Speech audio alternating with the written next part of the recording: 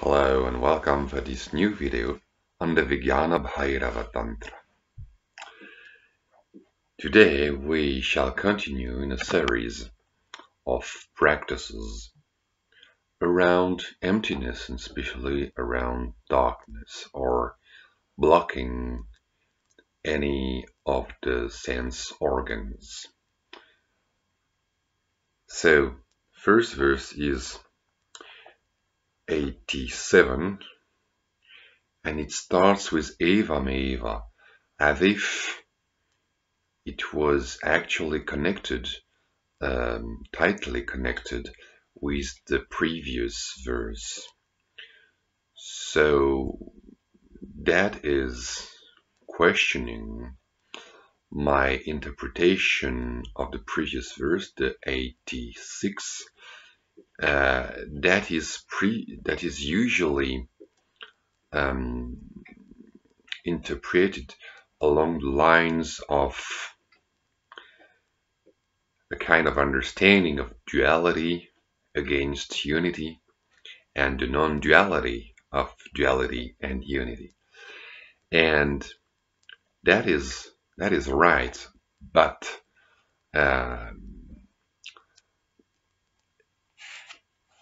looked at, considered in context, the meaning of that verse 86, teaching that duality is really darkness and that one should consider all the three states as being divine, and then one will become infinite manifestation, infinite light of consciousness. Even if that interpretation is not completely wrong, I think there might be another one nearer to that context of practices of darkness, about darkness, not just in a symbolic sense, but actual practices of darkness, because we know that many tantric Buddhist traditions have kept actual living traditions of darkness, practice of in the dark retreat. So here maybe that verse is a kind of theoretical preparation, justification for such dark retreats, saying that physical light, bahya loka, as it says in verse 86, outer light is in fact darkness, and in fact it is in physical, in outer darkness that you will find the real light, that you will become ananta prakasha brit, that you will become endowed with infinite light. You can understand that as infinite manifestation, prakasha as manifestation, the manifestation of the three states of waking, dreaming, sleeping.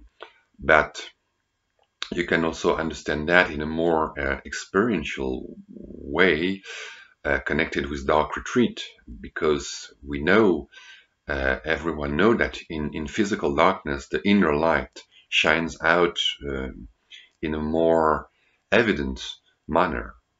So this verse 86 is maybe alluding to that practice, but in a more oblique way, in a less direct way than the next verse that we're going to see now, the verse 87.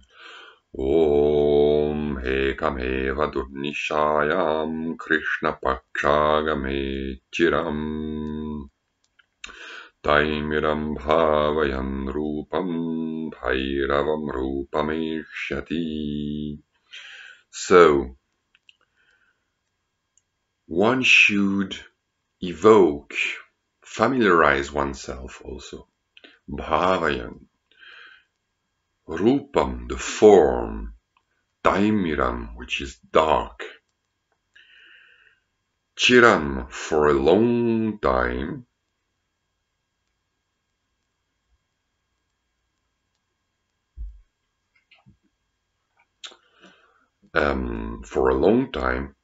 kṛṣṇapakṣāgame, during the dark fortnight, that is when the time when the moon is waning.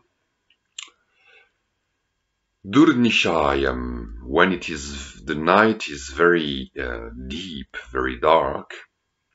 Evam, exactly in the same way. So you see there, as if there was a kind of connection with the previous verse. Evam, says the commentator Shivopadhyaya, evam adbhuta rūpa taimiri dharana praptavena bhahyam tirina dharanam aha. So now he speaks of the outer darkness. Once he has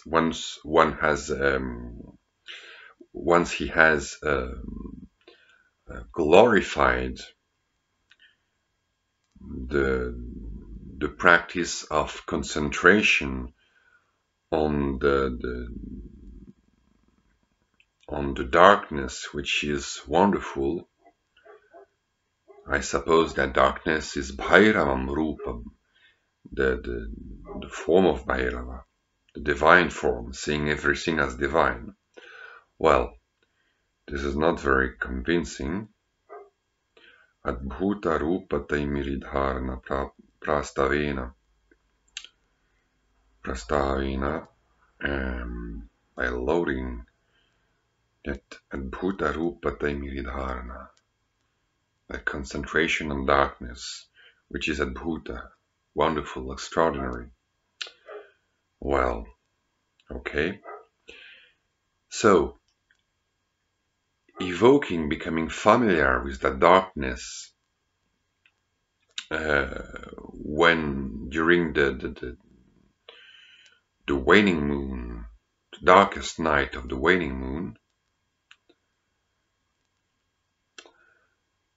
bhairavaṃ rūpam eṣyati, one will go to the divine form. And there is a play of word on rūpa, which has double meaning. It can mean a form, a physical form, a shape with colors, dark or red or white, and rūpa as essence. Bhairavaṃ rūpam, divine essence. So evam durniśāyāṃ kṛṣṇapakṣāgame ciram taimiram bhāvayan rūpam bhairavaṃ rūpam eṣyati. So one should contemplate or evoke, because bhāvayan does not necessarily refers to a direct perception, but it can be memory as well. So familiarizing oneself, realizing, evoking the darkest night of the dark fortnight, one will go to the divine essence, to the divine form. And the commentator says that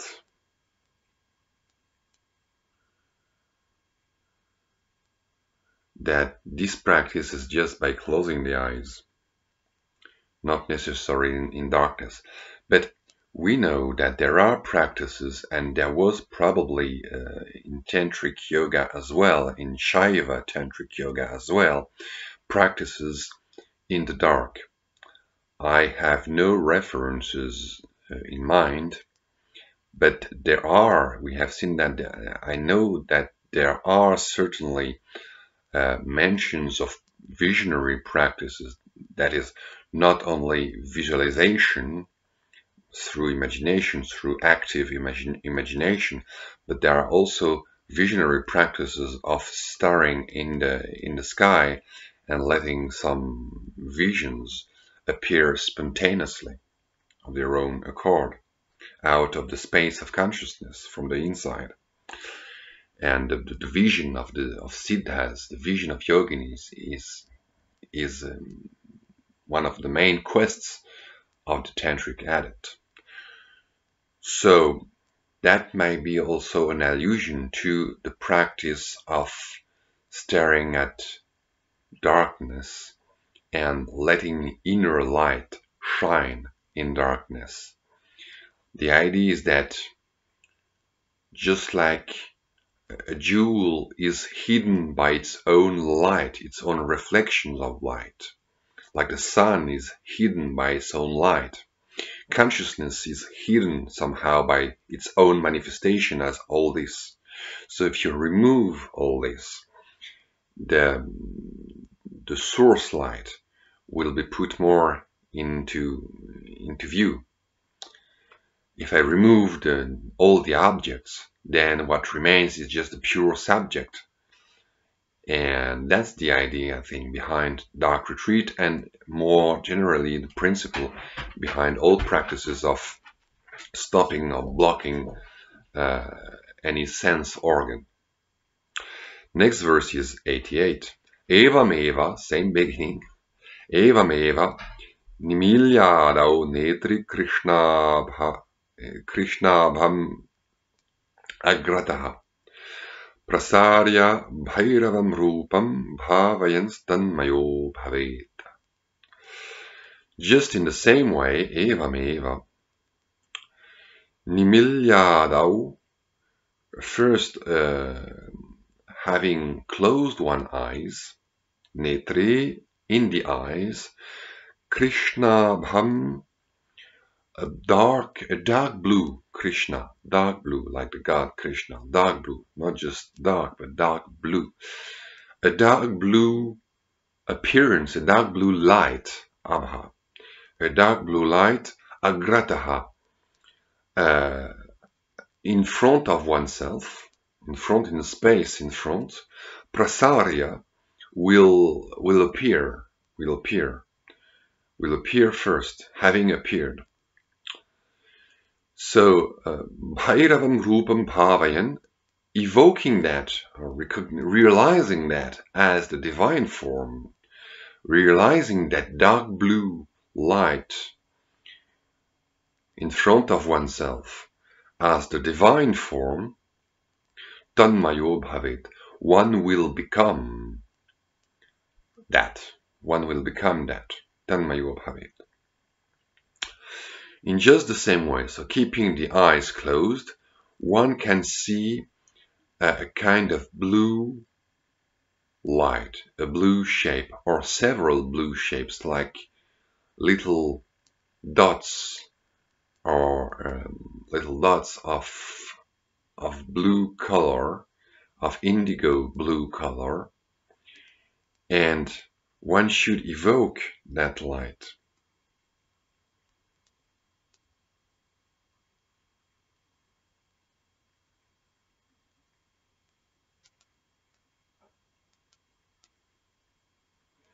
So here again, what this is alluding to is not utterly clear.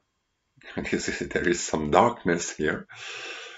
But the idea is to create a situation of darkness, of physical darkness, of sensory darkness, sensory deprivation, to reveal the inner light by contrast.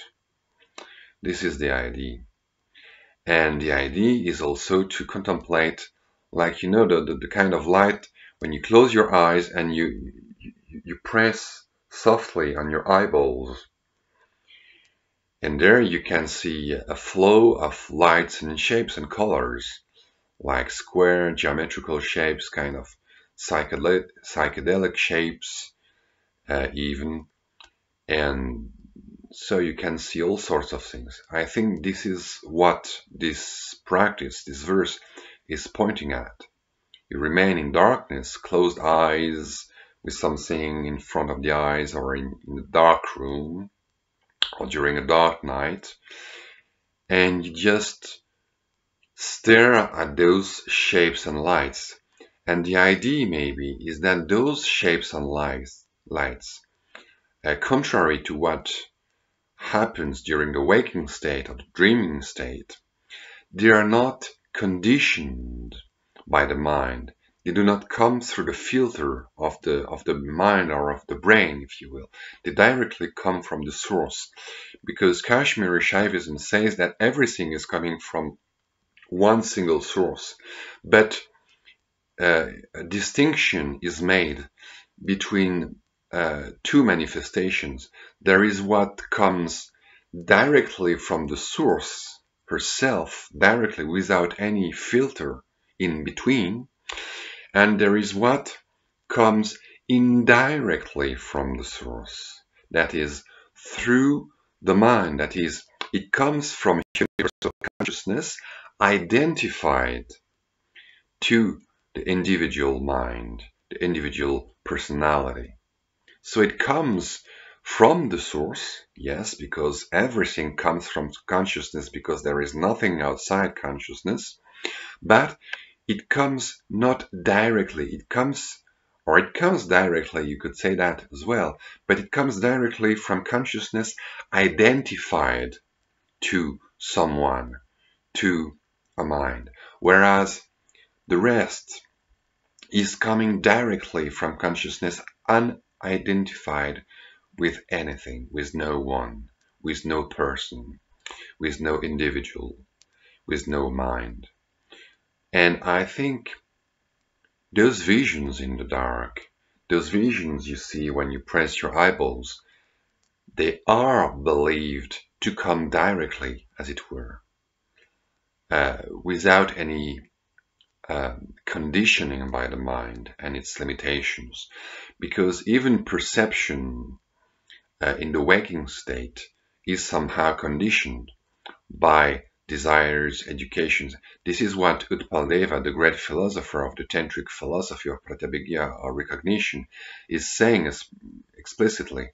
Like a vase, you won't see it in the same way if you look for a container, if you look for something to break, if you just look for something that is, if you consider it in a philosophical way, if you desire just something to offer, if you consider something to buy, that vase as a product to buy with money. All our desire, our mind is always filtering even direct perception, so that direct perception never actually exists in waking state. Whereas those visions in the dark, they are direct perceptions, they are coming straight from pure consciousness, and in that sense, they could bring back one to oneself, because they come more directly from oneself. So this interpretation seems speculative, but there are some strong testimonies in the Buddhist tantric traditions, and it might very well be that those verses, like this verse 88, is a trace of some influence of that Buddhist tantric yoga, or that those kind of practices were existing within Kaula traditions, within Kaula yoga, because we know that there are some strong visionary practices in Kaula yoga. This is evidenced by many Kaula sources. So here we have, there is some darkness, I must admit, but I think this is all connected to traditions of practice in darkness, dark retreat, to reveal inner light. This is the idea that then anyone can explore by himself, by herself. So that's all for today. Thank you for listening, and see you next time.